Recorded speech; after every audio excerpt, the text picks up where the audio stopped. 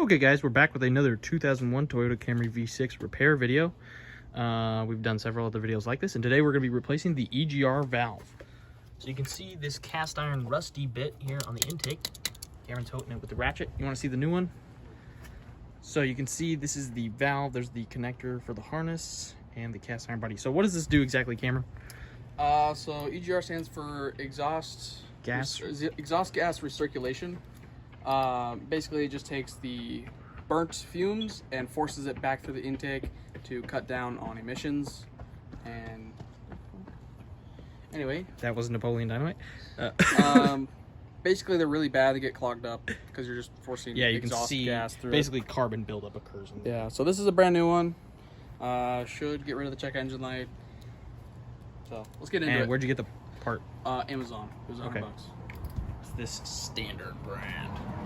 So Cameron's gonna jump right in. Okay, so the first thing you're gonna want to do is you're gonna undo this vacuum line, this connector here, and then we're actually going to have to detach this connector from this bracket and disconnect it here. It's that gray one? Yeah. Let me get the camera. So because this is an because this is an old Toyota, it's hot. Everything's hot. Okay. So he's removing the gray electrical connector under the throttle body. And then there is another one. Looks like there's a little retaining clip. Oh, okay. It's really hard to tell. But oh, it's like the hanger. Yeah. Okay. Take care of that connector. And you can see that I'm not actually pressing on the actual tabs. If you press on any tabs in an old Toyota, you will break the connector. So he went from the back and just pried it up. Yeah, this one should just kind of. Oh, this is all super hot. It's that little line right there.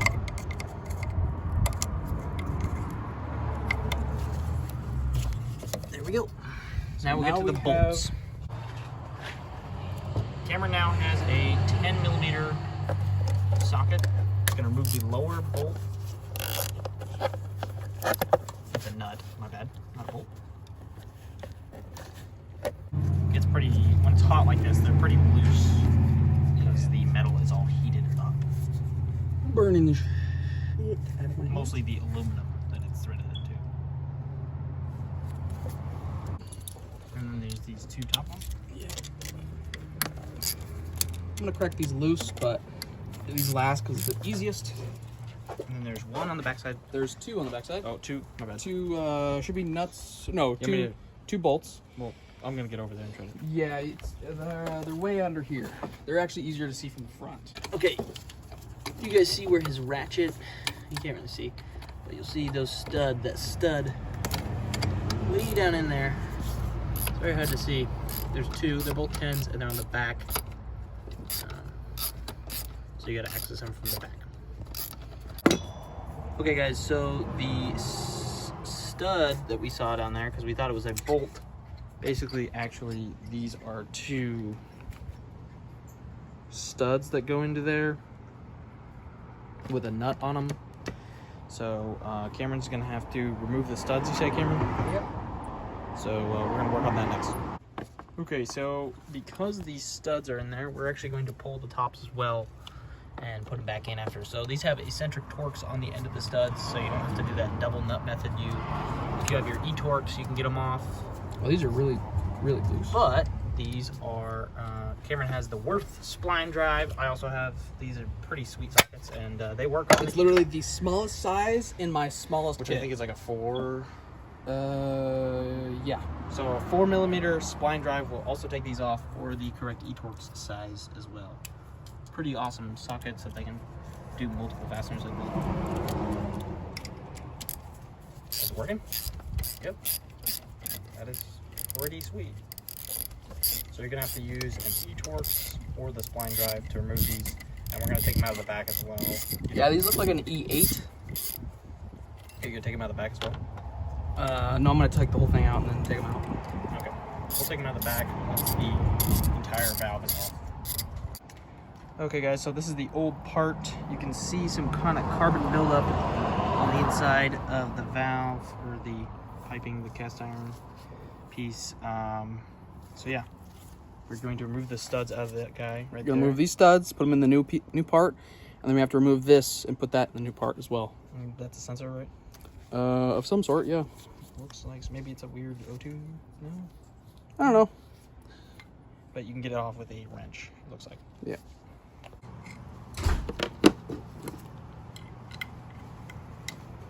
Okay, guys.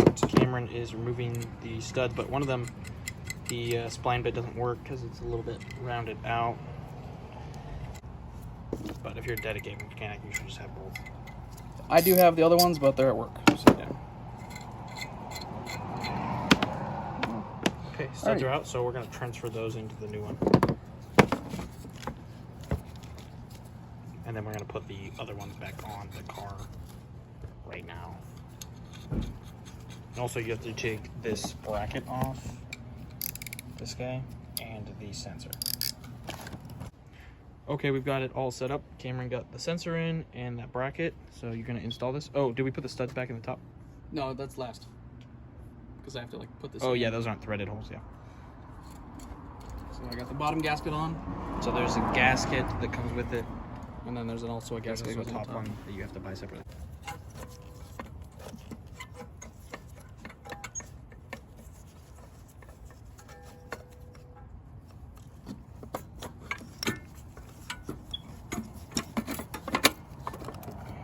Seems like she's in.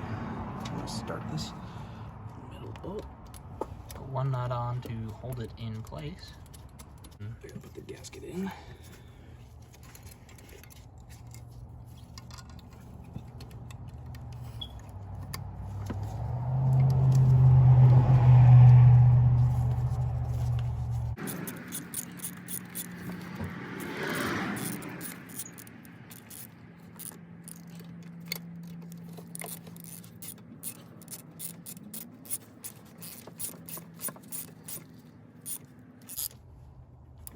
Alrighty.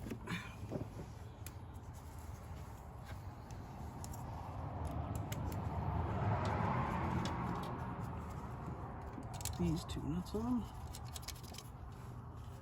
Just kind of start them, get them a little less than hand tight. Now for the tricky part, we got to put the back ones on. So it's kind of hard to show, so it's just kind of you just have to see it opposite for order. yourself. Just going on those studs that we took in and out. Okay guys, so it is fully installed. Cameron reconnected the top connector, the small vacuum line there, and the gray connector down there. It's very difficult to see. You guys can see it down there. And we're going to show you that the engine, your check engine light should have disappeared with this replacement. Okay guys, so Cameron said he had a code. He used a code reader to read, and there was a check engine light, and now it is gone. Is that correct, Cameron? Yep. What is the, do you remember the code specifically? I don't remember the specific code, but I had two. It was exhaust gas recirculation, excessive flow, and insufficient flow. So It was this stuck, like, should halfway. also help with your fuel economy, right? A little bit? Yeah, Because it'll basically shoot up a little read bit. more correctly on the math and everything. Like, Yeah. basically, the car's computer will be more healthy, and you'll use a little bit less fuel. So, thanks for checking out the video, guys. And if you need more maintenance on this car, there's lots of other videos that we've made.